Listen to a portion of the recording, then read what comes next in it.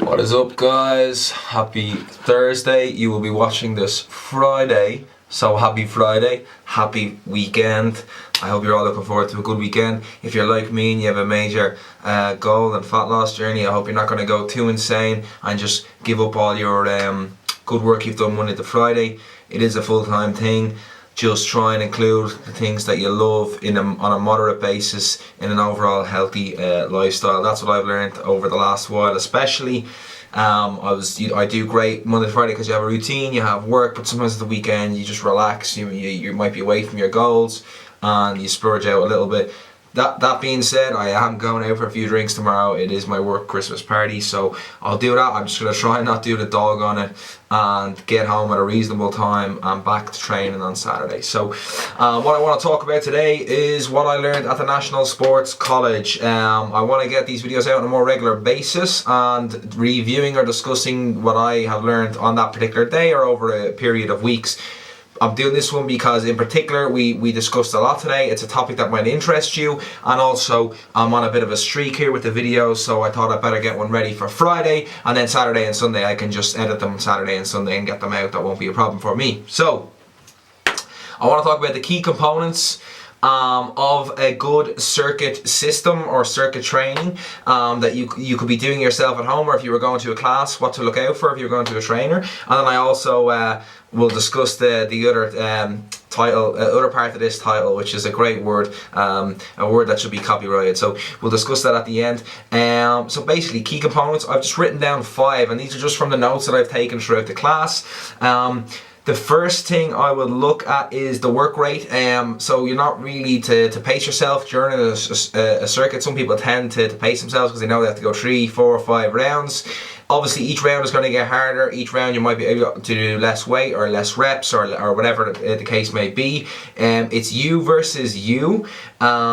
Which brings me to my next point. Okay, so focus on your own work rate. Put in the work that you know is pushing yourself, but don't try and compete with other people. So that brings me to number 2, which is to avoid demotivating yourself, or if you're a trainer, to avoid demotivating the clients in the class, and to forget other people. So I mean, even I did a class this week and I did a class last week, and like, I am not the fittest. Like, I do a lot of strength training and I do a lot of circuits and stuff to lose fat, but I'm just not really, I know I'm not fit, and it's something I really want to work on, is to be able to go and do a class and not be like on my knees out of breath when everyone else is doing burpees or everyone else is doing reps. So I don't really let that bother me. I just want, like, so next week when I go and do a class, I want to be, instead of being on round 2 and being screwed, I want to be on round 3 and I'm not as tired. So improve my general fitness. So don't worry about the rest of the people in the class. Don't be demotivated. Don't not show up the next week, or, you know, do you do you, okay? I'm worried about you. If you're doing this at home by yourself, well then that doesn't matter, okay? So number 3, if you're going to a class or a boot camp or whatever, it needs to be, the circuits are kind of hard because they need to be specific to the person doing them. If I set up a circuit with 6 exercises with a 14 kilo kettlebell, and this is general fitness, most people will get this right, but I mean, we were discussing it today and there was a guy promoting a video and he had, say, 6 people doing a class. There'd be a 20 kilo barbell. Say I'd have to do 20 rows, and then a girl would have to do 20 rows. But 20 rows for me would be easy peasy lemon squeezy, because you know, I would row, say, 80 kilos for 6 reps or something, and this girl would be struggling to get 20 reps. So you obviously have to have specific weights for each person, and you'll see in the classes, for example, in FlyFit, they all get a barbell, they all get the weights that they're comfortable with, they'll get dumbbells that they're comfortable with, they will get kettlebells that they're comfortable with. So I mean, that's kind of covered. But at the same time, it's so hard to teach a class full of 30 people to do the same thing when they're all at different levels. So go at your own pace, but also push yourself. And if you're going to a class, you know, if the trainer needs to have the stuff specific to you, which most places do, but some places obviously don't, right? Just I want to cover an example. This is something that you could do at home. This is the example that we came up with tonight as a group in the class. One being a lunge, a press up. This is like bodyweight stuff. A supine row, I mean, you kind of need a gym for that. You're rowing from underneath a barbell. But if you're out in your back garden and you found a big strong branch, maybe you could do it there. Or if you had a TRX band, I have a TRX band. I have these TRX bands here, you can't really see them. I actually don't really use them, but you can pick them up. I don't think they're overly expensive and you can use those. That would be a supine row. You could do an overhead squat. You can do that with a band, you can do that with a brush, depending on your mobility. Obviously you can make these items harder. Overhead squat, that's as hard as it's gonna get. If you want to make it easier, do the squat without the bar, and then if you want to make it easier again, do it as a general squat, okay? A Swiss ball roll, underrated, underused, underutilized exercise in the gym. Great for isolating the hamstrings, great for stabilizing your middle area, your torso, core we'll call it. Throw in a crunch there again for your abs.